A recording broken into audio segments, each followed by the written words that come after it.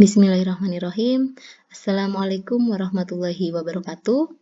Baik, anak-anak, untuk pertemuan kali ini Ibu akan membahas tentang materi sistem reproduksi, khususnya organ reproduksi manusia beserta proses pembentukan selnya.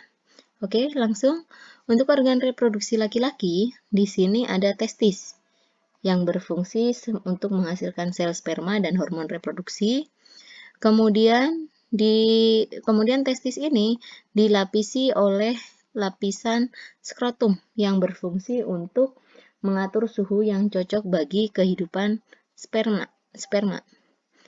Setelah skrotum, kemudian di sini ada fasa diferensia.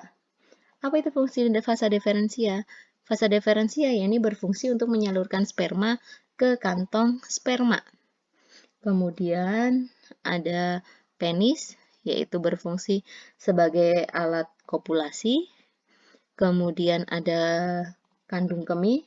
Kandung kemih ini berfungsi untuk menyimpan air kencing ya.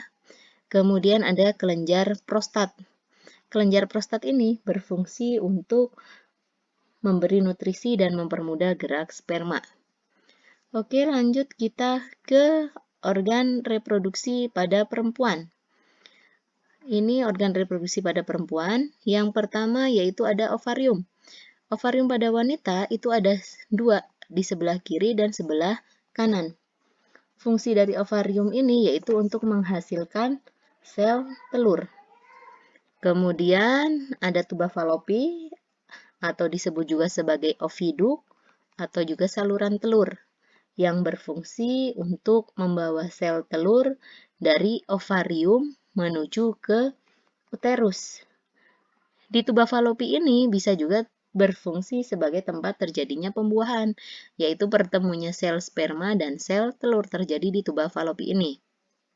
Kemudian berikutnya di sini ada uterus. Apa fungsi dari uterus atau yang sering kita kenal dengan rahim? Uterus atau rahim ini berfungsi sebagai tempat tumbuh dan berkembangnya embrio. Jadi ketika seorang wanita itu hamil, maka embrionya itu akan berkembang di sini. Kemudian yang terakhir yaitu ada vagina yang berfungsi sebagai tempat keluarnya bayi pada kelahiran alami. Oke, itu adalah organ reproduksi pada manusia. Kemudian kita lanjutkan pada proses yang berlangsung di organ reproduksi laki-laki dan perempuan. Di laki-laki itu terjadi proses namanya spermatogenesis. Apa itu spermatogenesis? Spermatogenesis adalah proses pembentukan sel kelamin jantan atau sperma. Pada spermatogenesis ini, mula-mula sel induk atau sperma membelah secara mitosis. Ya, di sini membelah secara mitosis beberapa kali sehingga dihasilkan spermatogonium. Dari sel spermatogonium ini terus membelah secara mitosis, sebagian lagi membesar menjadi spermatosit primer.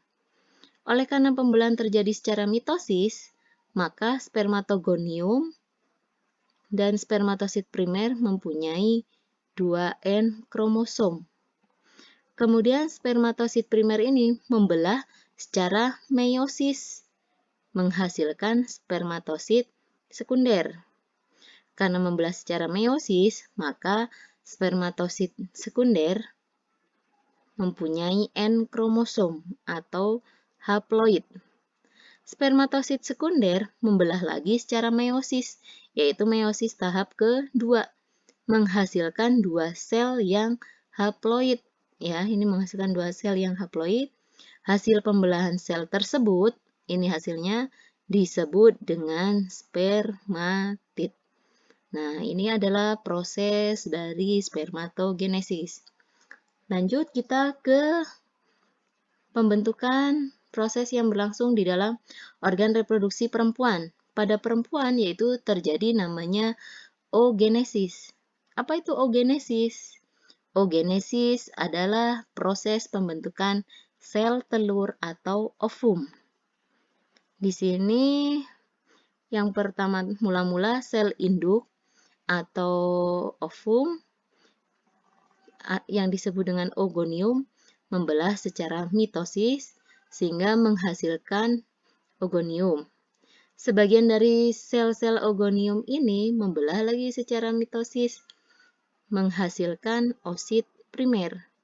Oosit primer ini membelah lagi mengalami pembelahan meiosis menjadi oosit sekunder. Karena membelah secara meiosis, maka oosit sekunder ini mempunyai N kromosom atau haploid. Ogonium sekunder membelah lagi secara meiosis pada tahap kedua, menghasilkan dua sel yang juga haploid atau N. Hasil pembelahan tersebut disebut dengan ootit. Itulah proses pembentukan spermatogenesis dan oogenesis pada manusia. Jadi untuk spermatogenesis itu proses pembentukan sel sperma dan oogenesis adalah proses pembentukan sel telur pada wanita. Sekian, terima kasih. Wassalamualaikum warahmatullahi wabarakatuh.